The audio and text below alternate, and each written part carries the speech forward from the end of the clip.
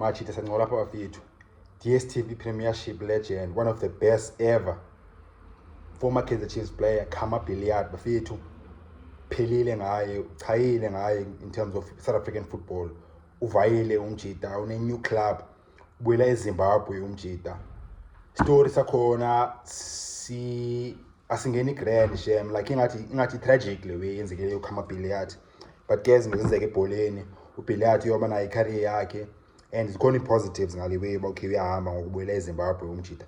Sinqola ngalo way ngoba okay kusele move kaBilliat izoba njani for yena and kutheni bekunyanzelekile proba kusemjila mangenze le move.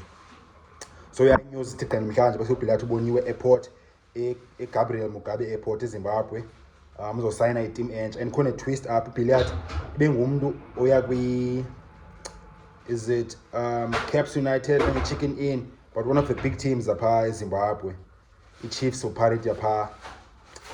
But ke kuse izinto za twist akathi igqenye offer ye-owner yenemali iYada FC sign uBilliat announce anytime from this moment. Soon by announce ngosithethayo.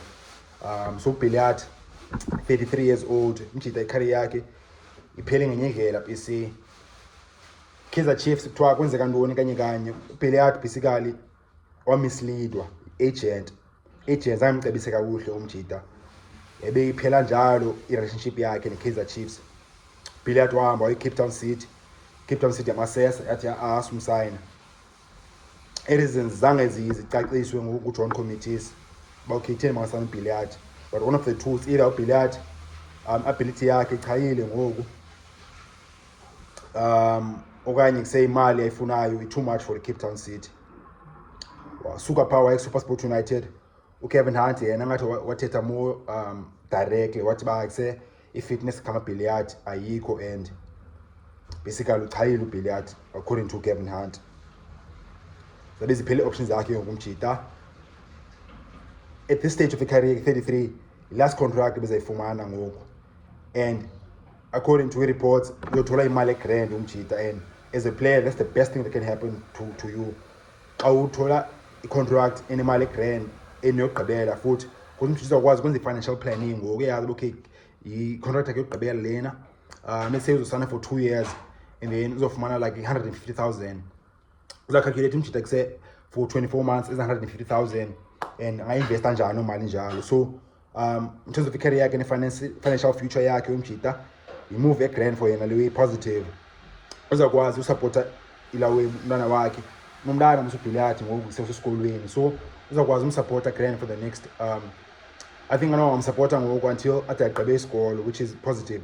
And usenazo nezinye investment umjita bezenzile while bedlala Kaizer Chiefs uyenzile imali uBilliat akanothi uba kusebenzanga in career South Africa be successful uBilliat uwine i-league titles Mamelodi Sundowns. I think wayikhona like Champions League 2016 because Sundowns win Champions League, so uthole career success umjita udlala eZimbabwe close to 100 caps eZimbabwe. Wafika kudala esesemncane umjita IS Cape Town engazange adlala eZimbabwe Premier League waya straight PSL yaqala udlala eZimbabwe Premier League ngoku. So yeah, successful career umjita and yasambulela South Africa umjita like Billiat goes out as a PSL legend umjita, one of the best ever sibonileyo like after abo Steve Ligolia, after abo Tabu Pule Mahlangu, after Tshwane Serrero, ibon Khama Billiat there in terms of attacking midfielder, assists ne goals. So yeah, umjita say samsaluta and yeah masibonge Khama Billiat legend. Up next bafethu sibuyela ebholeni ke ngo-PSL eqhubekeke Nedbank Cup this weekend. Sakwenze videos nge-games ezodlala this weekend.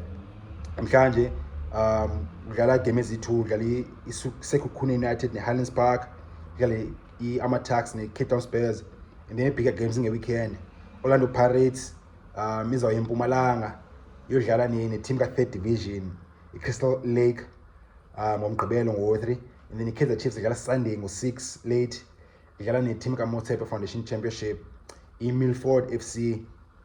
I think eKwaZulu Natal majita my team is strong majita adlala ango-number 10 kilawe MFC win only like I think begale 16 games, but nine defeats and 5 draws and 5 wins. So yeah, Kaizer Chiefs supposed by a winner the game, but guess won. And some videos vevekini about ezo games, the Orlando Pirates and Kaizer Chiefs. Otherwise bafethu nje supporting nqani ngicela nishaye like ezantsi YouTube, xa nishaye like ubonisa ivideo for amanye amajita moja bafethu.